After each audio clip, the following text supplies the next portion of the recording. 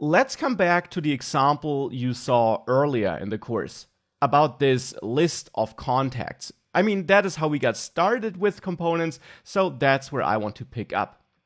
For that, here in the source folder, I will first of all create a brand new file, and I will name it app.view.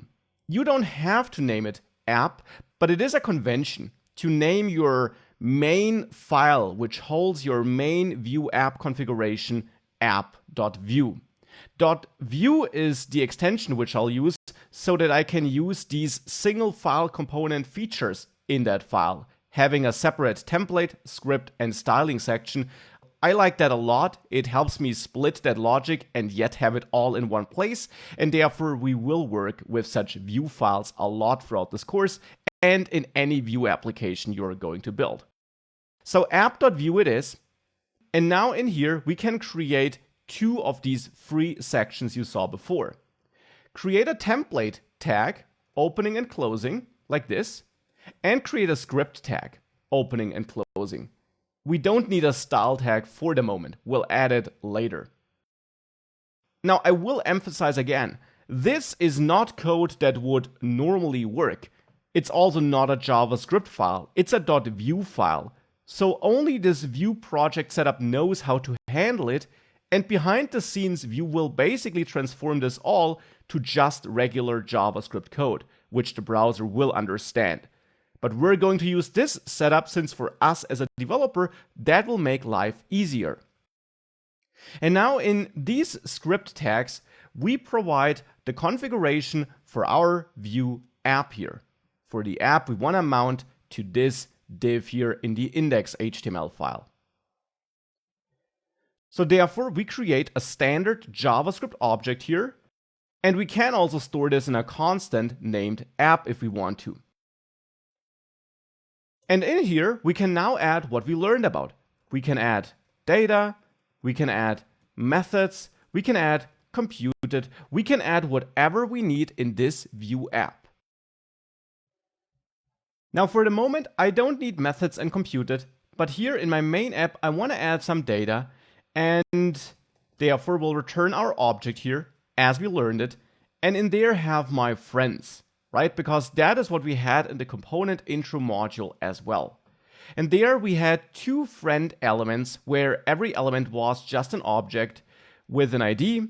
For example, we had Manuel here with a name, which again could be Manuel Lawrence or whichever friend name you want to add, with a phone number where I'm just going to enter a random phone number here, and an email where I will also just enter a fictional email address. And then we can duplicate this to also have a second friend, and I used Julie before, so I'm going to repeat that name, Julie Jones, also with a random phone number here. And again, this is all really up to you. And here I have Julie at localhost. So now we got data in our app config object here. And if we leave aside how we use this object, because currently we're not using it at all, except for storing it in this constant, if we leave that aside, it's just what we learned, right? We have an object with a data method where we return the data object. So that's all what we learned before as well. Now this should be the config object for our main app here. How do we now get this config object in the app.view file into our create app method in main.js? Well, we're going to use this import syntax here, which you already see here. This is a modern JavaScript feature which we use in Vue CLI created Vue projects to combine different JavaScript files and export a feature in one file and use it in another. For that, we import something from, and then you point at the file from which you want to import. And here you should use a relative import starting with /, which means it's in the same folder as this file, and then the file name, in this case, app.view.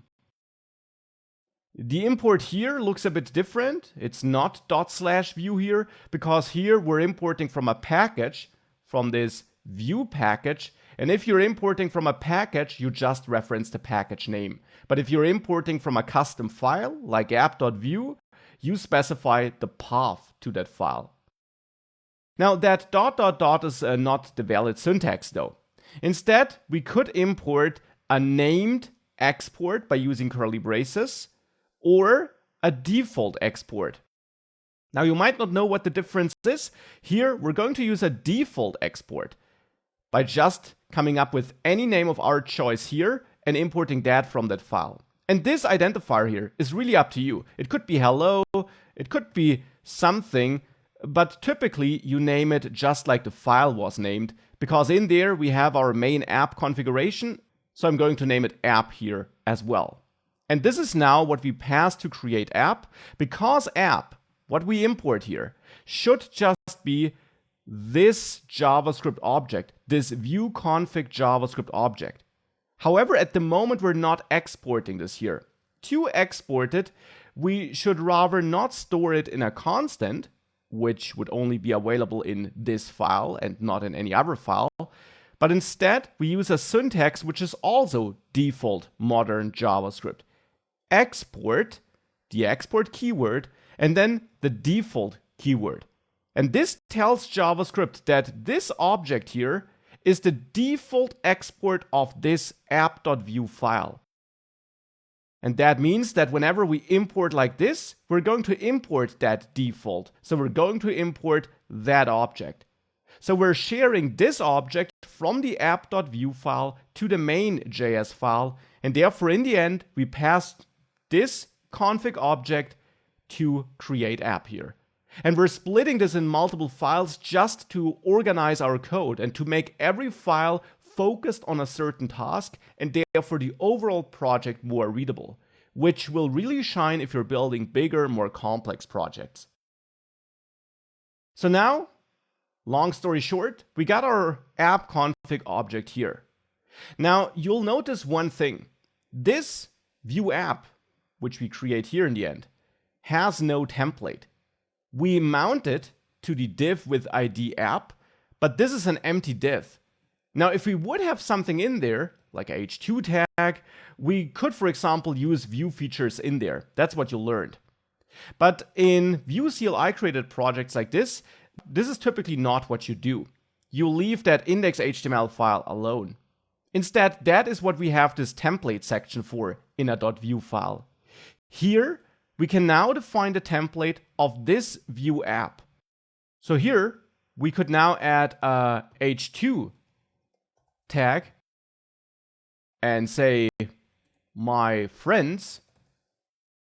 And then below that, for example, add an unordered list where we want to output all those friends here, like this.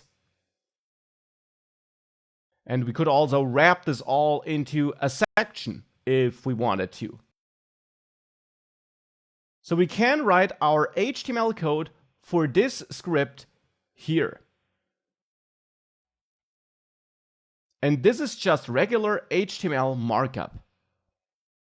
Now if we save that all, and we go back to the page, localhost 8080, with the development server up and running, this page automatically updated without you reloading it to show our app content. So to show this parsed and rendered template which we defined for our main app.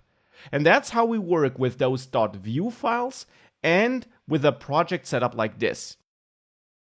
Now, this has nothing to do with components thus far. That's just a different way of creating our Vue app. But it's important to understand this because we will create components basically in the same way. So let's do that as a next step. Let's add our first component in this setup before we then really dive into component communication.